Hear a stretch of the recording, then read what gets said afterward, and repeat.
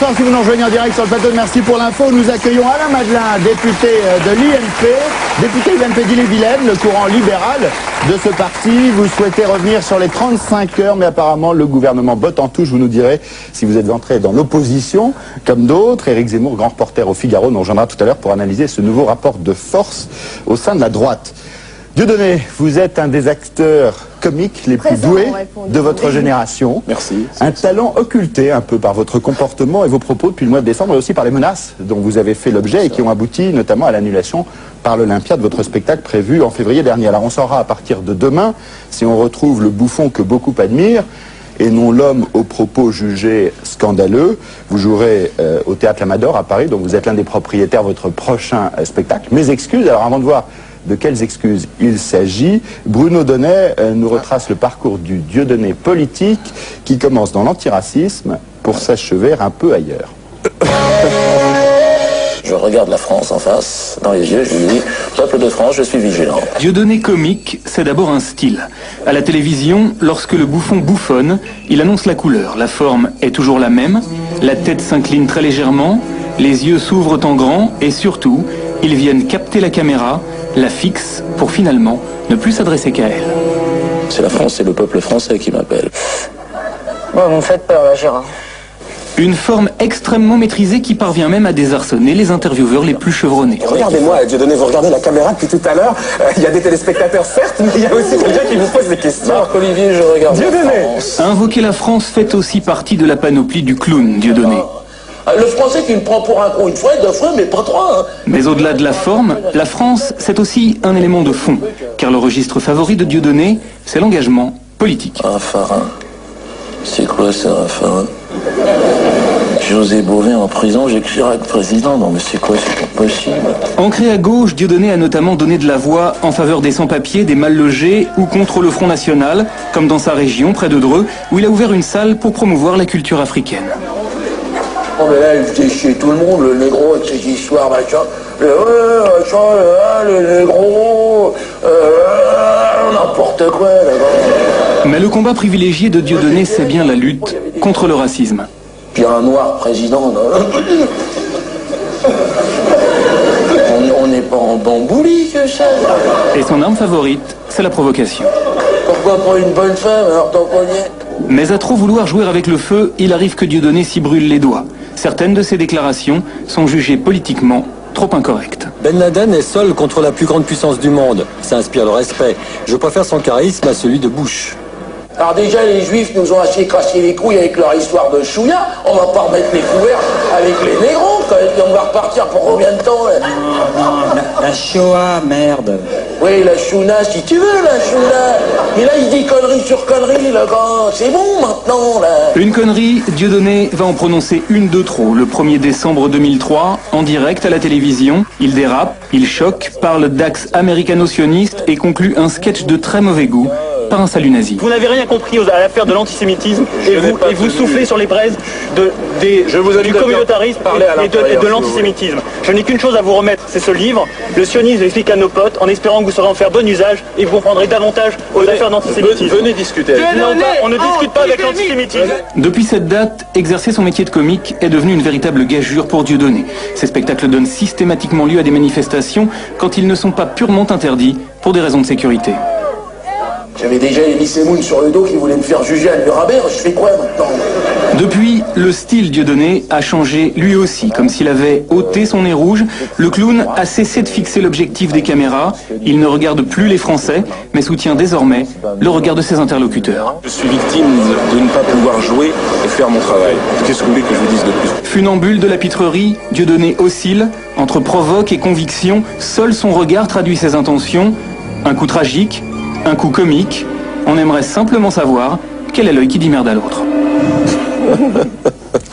Alors Dieudonné, à partir de demain, votre spectacle Mes excuses, est-ce que vous allez vous repentir sincèrement des conneries que vous avez pu faire et dire depuis 3 mois? Alors où est la France? Parce que je la regarde dans les yeux. Là-bas. Elle est là-bas. Hein. C'est important. Un peu de France, mais respect. Mais alors j'ai décidé effectivement de repositionner complètement mon image de repositionner. Bon, je crois qu'effectivement, l'exercice humoristique est difficile et dangereux. Mais je crois que bon, là, je vais repartir à zéro, une image toute neuve, un petit peu comme Dave ou Denis Briand. Si vous voulez, à un moment donné, on va trop loin. C'est un calcul politique, en fait. Je me suis laissé repousser les cheveux, vous voyez. J'ai les cheveux, je vais essayer de faire un brushing. Là, j'attends un peu parce que le problème, c'est que c'est la moitié du poil de cul que j'ai sur la tête. Mais aujourd'hui, je suis reparti dans une direction qui est la direction évidemment du rire.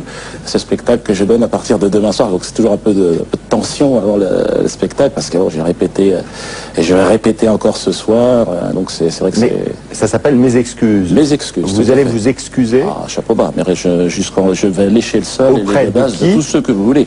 Présentez-moi votre godasse et je vais lécher vos godasses.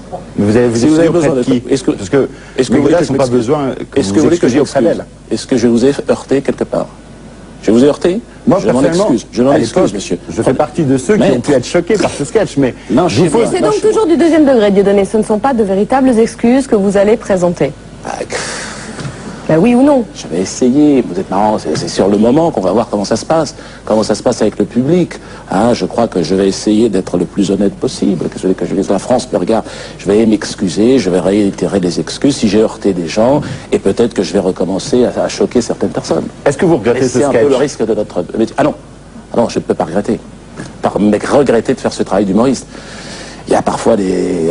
Est-ce que Muriel Robin regrette quand elle fait un sketch, quand elle présente une femme qui va épouser un noir, ou sa fille va épouser un noir? La cible, c'est la raciste dans ce sketch. Ce n'est pas exactement la même chose? Non, c'est pas exactement la même chose, Dieudonné. Peut-être que vous n'avez pas la même sensibilité aussi. Peut-être que le fait qu'on rigole, qu'on puisse acheter des têtes de nègre, par exemple, dans une boulangerie, ça vous dérange peut-être un peu moins. Non, je vais vous expliquer ce qui me dérange pas. Écoutez-moi, je vais vous expliquer. S'il y avait des têtes de connasses dans les boulangeries, est-ce que ça vous choquerait? Écoutez-moi, je vais vous expliquer ce qui me choque moins dans le sketch de Muriel Robin. C'est que ce qui est consternant dans le sketch de Muriel Robin, c'est l'attitude de la personne qu'elle incarne, c'est-à-dire la personne raciste.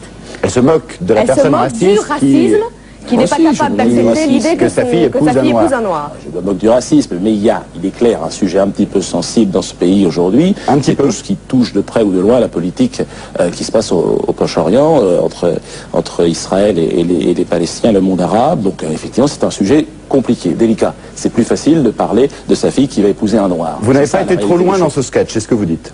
J'ai l'impression, si vous voulez, que aujourd'hui, j'aurais peut-être des nouveaux éléments à intégrer au sketch. Par exemple, un handicapé qui se fait 3 missiles sur le Cheikh Yassine, c'est quand même assez amusant à intégrer dans un sketch. Toujours dans un sketch, encore une fois. Ça, c'est de la politique. Ah non, c'est pas de la politique. Si, c'est de la politique. C'est la politique de l'État d'Israël. Oui, c'est ça. C'est la politique de l'État d'Israël. Expliquez-moi en quoi le sketch qui vous a mis en cause et pour lequel vous serez jugé au tribunal est un sketch contre la politique de l'État d'Israël et non pas contre les Juifs en tant que Juifs. C'est ma question. Ne faites pas d'amalgame parce que ça serait c'est la question que je vous pose justement. Est-ce que vous faites un amalgame ou pas? Une personne qui prendrait cette direction. Donc, ce que je tiens simplement à vous dire, c'est que le sketch que j'ai fait, qui parlait d'un colon israélien, qui encourageait les gens à rejoindre l'axe du bien, l'axe américano-sioniste, c'est de la comédie. Il n'avait pas tellement une tête de colon. Pardon? Il n'avait pas une tête de colon. Un colon, c'est un soldat. Il avait une tête de juif. Vous l'avez avec des papillotes, etc. Un colon israélien, il a le crâne rasé de soldat. Avec un treillis militaire. Vous en avez vu beaucoup comme ça. Il n'y avait pas que le treillis militaire. Il y avait le treillis militaire. Non, mais derrière le treillis militaire, on va... faut pas nous prendre pour des imbéciles, Dieudonné. Je peux essayer. C'était aussi une caricature du juif vu par Dieudonné. Pas du juif. Mais non, mais l'amalgame que vous faites est dangereux. Le juif, c'est quoi? Le juif, ça n'existe pas. Le juif. Alain Madelin, vous nous disiez que... pendant le reportage, et Dieudonné vous fait beaucoup rire. Comment avez-vous réagi aux propos de Dieudonné ces derniers mois? Tout m'oppose à Dieudonné.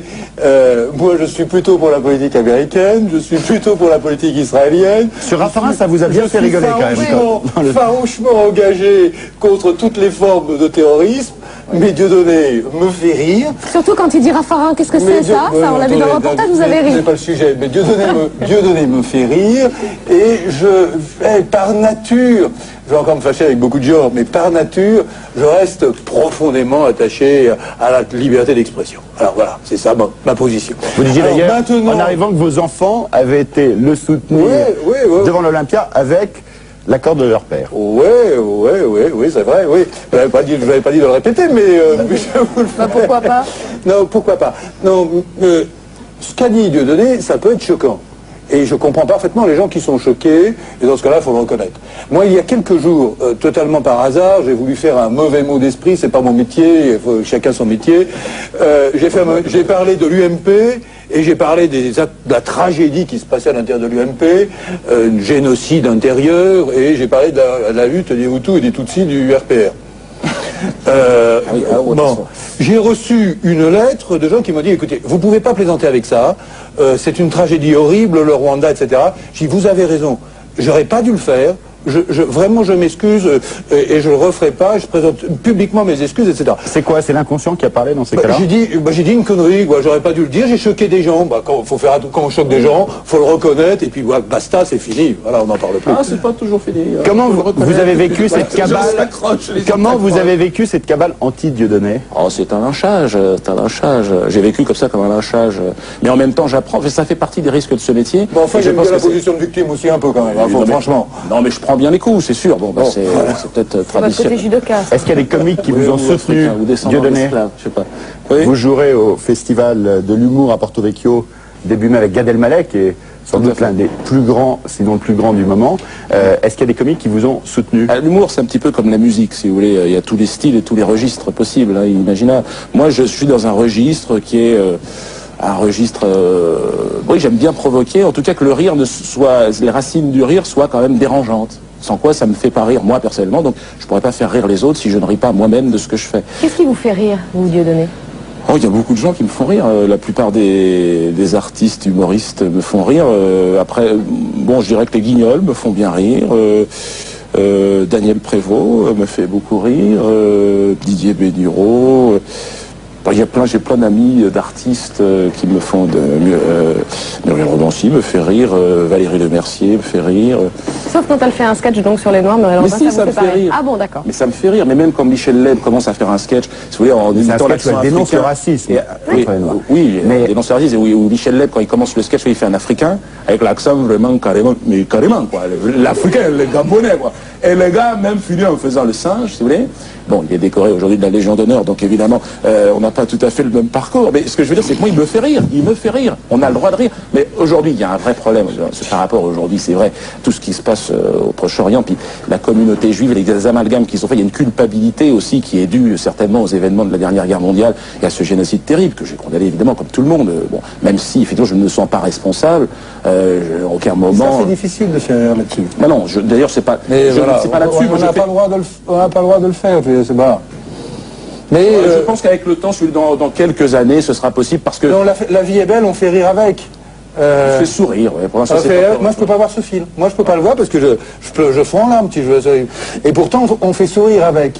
Donc, je crois qu'à la fois, on peut en même temps condamner très fermement, et je suis très clair là-dessus, sur le racisme, le génocide, etc. Et en même temps, malgré tout, reconnaître une part de liberté quand même dans la société. Voilà. C'est indispensable. Je crois que la liberté d'expression, en tout cas, dans l'humour, est importante, surtout dans des périodes de crise comme ça. C'est une sorte de soupape qui permet de faire sortir quelques pressions, surtout les sujets sensibles. Une dernière question. Dans vos amis comiques, est-ce qu'il y en a qui vous ont soutenu? Ah oui, Daniel Prévost, immédiatement, ça a été un des premiers. Et d'autres qui vous ont engueulé? Benoît Delépine. Et d'autres qui sont dissociés de vous? Attention, parce que bon, ces sujets, il a été un peu plus... mais bon, voilà, ce sont des amis. Il y en a qui ont pris de la distance avec vous quand même. Il y avait déjà des distances aussi qui existaient. Donc, bon, elles ont perduré, on va dire. Il n'y a pas eu de rapprochement. Ouais. Et qui vous a franchement engueulé et que vous avez déçu? Alors là, j'ai eu les cadres. J'ai eu des cadres, c'est Bernard-Henri Lévy qui a appelé au boycott de mon spectacle. On a dit les comiques. C'est un intellectuel. C'est un collègue humoriste pour moi. C'est un intellectuel pour vous. Visiblement, il vous touche. Moi, personne ne me touche pas du tout. Bernard-Henri Lévy est un clown. C'est Achille Zavata pour moi.